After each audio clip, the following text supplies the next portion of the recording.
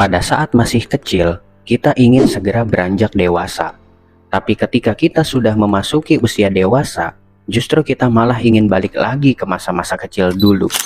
Sebenarnya ada apa dengan usia dewasa? Apakah semengerikan itu? Kalau ini yang ada di pikiran kamu sekarang, artinya kamu sedang dapat hidayah. Karena di video ini, saya akan membahas hal apa saja yang perlu diperhatikan ketika kamu memasuki masa dewasa. Dan bagaimana sih caranya agar kamu bisa menerapkan hal-hal tersebut ke dalam hidup kamu.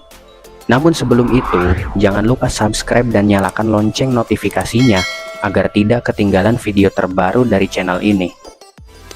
Saat kamu memasuki usia 18-25 tahun, sebenarnya kamu sudah bisa dibilang dewasa, lebih tepatnya dewasa awal. Pada usia inilah kamu akan mulai dihadapkan untuk membuat keputusan besar dalam hidup kamu. Dan di fase ini juga, kamu akan mengalami banyak transisi yang bisa dibilang cukup drastis. Karena kamu akan menjalankan tugas-tugas alamiah sesuai dengan transisi hidup yang kamu alami. Seperti memilih karir profesional, memilih pasangan, membentuk keluarga, membesarkan anak, mempertahankan rumah tangga, bertanggung jawab terhadap lingkungan, ataupun membangun hubungan sosial. Nah, yang jadi pertanyaan, kapan sih kita bisa mencapai semua tugas itu? Jawabannya tergantung lingkungan di mana kamu berada. Mulai dari lingkungan yang terluas sampai dengan lingkungan yang tersempit. Contohnya nih, ada sebagian orang yang berasal dari kelas ekonomi ke bawah, itu kebanyakan perjalanan karirnya ya mungkin lebih lama daripada orang yang berasal dari kelas ekonomi ke atas. Terus dari menikah, misalnya laki-laki itu lumrahnya di umur 28 tahun ke atas, sedangkan perempuan itu ya di bawah 25, rata-rata mereka udah pada nikah. Di sini saya tidak mengeneralkan semua orang seperti itu ya, tapi kebanyakan di lingkungan kita ya memang seperti itu. Kita tidak bisa menafikan itu. Itu baru faktor lingkungan. Ada juga nih dari transisinya sendiri. Misalnya nih, kamu sebagai seorang mahasiswa semester 5, tapi kamu malah pindah jurusan. Nah, terus ada lagi juga, kamu seorang karyawan misalnya di salah satu perusahaan ternama, yang padahal kamu udah nyaman banget tuh kerja di situ. Tapi kamu malah milih resign dan membangun bisnis sendiri. Nah, kalau kasusnya kayak gini, ya tentu beda lagi waktu tempuh kamu dalam mencapai semua tugas-tugas tadi. Mungkin dari kalian ada yang bertanya gini nih, kenapa sih kita harus memperhatikan tugas-tugas itu tadi pada saat memasuki masa dewasa awal? Apakah itu sangat penting? Jawabannya tentu penting. Dan setidaknya saya akan memberikan 3 alasan kuat kenapa kamu harus memperhatikannya.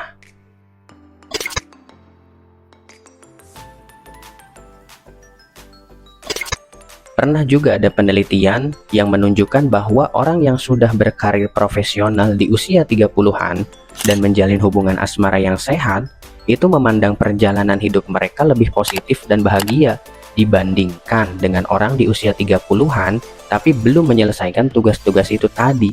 Dan yang lebih pentingnya lagi, ini akan berdampak pada kesehatan mental kamu. Kalau misalnya kamu nggak puas sama hidup kamu, itu akan membuat kamu rentan mengalami stres berkepanjangan.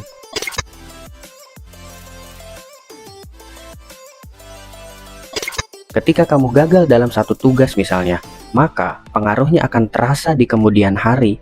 Kamu mungkin akan merasa lebih sulit secara jangka panjang dalam mencapai perkembangan di masa-masa dewasa tengah dan masa-masa dewasa akhir.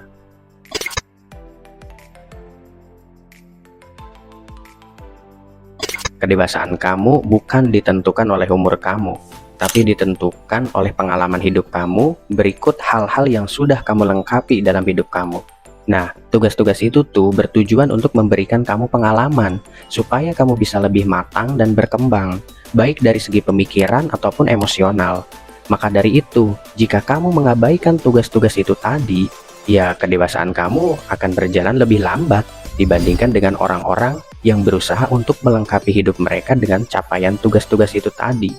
Setelah mengetahui tugas apa saja yang perlu diperhatikan ketika memasuki masa dewasa awal, sekarang bagaimana caranya agar bisa mencapai tugas-tugas itu dengan baik? Di sini saya punya 3 cara.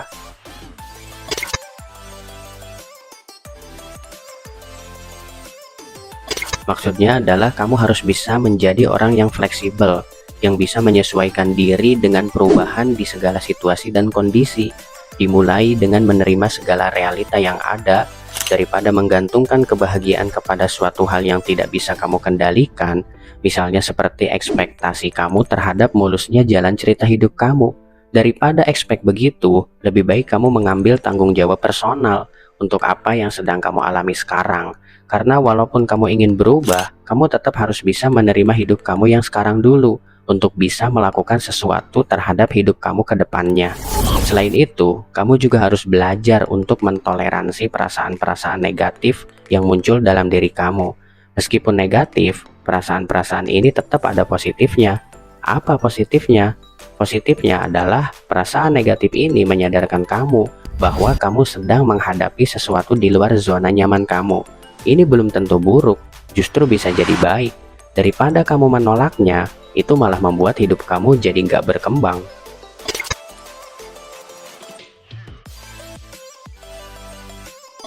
Tujuan ini penting supaya kamu punya arah jalan yang jelas, karena banyak sekali orang yang tidak tahu tujuan hidup mereka, sehingga nggak tahu apa yang harus dilakukan ke depannya.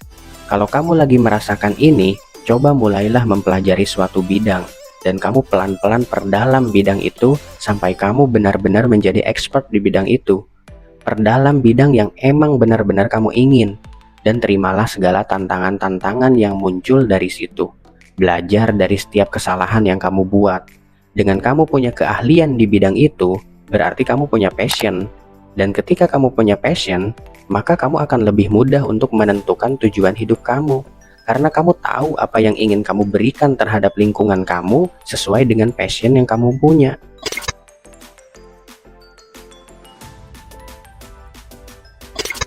Untuk membangun keluarga dan mempertahankannya, kamu perlu tahu bagaimana caranya menjalin hubungan yang tidak sekadar menyediakan kebutuhan materi, tapi juga kebutuhan emosional.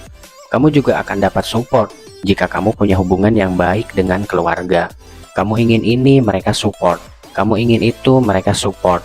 Nah, pertanyaannya, bagaimana sih cara menjalin hubungan sosial yang dekat dan positif? Caranya adalah dengan menunjukkan bahwa kamu itu orangnya komitmen terhadap hubungan sosial. Untuk itu, ada beberapa hal yang bisa kamu lakukan. Pertama, tunjukkan rasa sayang.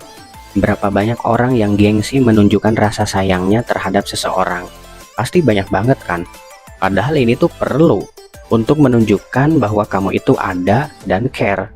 Hormati dan apresiasi pasangan, keluarga, sahabat. Kedua, bersikap terbuka dan jujur. Daripada diem-dieman, mendingan diskusikan masalah yang ada. Supaya apa? Supaya masalahnya segera selesai. Ketiga, libatkan selalu dalam pengambilan keputusan. Seperti menentukan tempat liburan bareng keluarga, yaitu dikomunikasikan aja.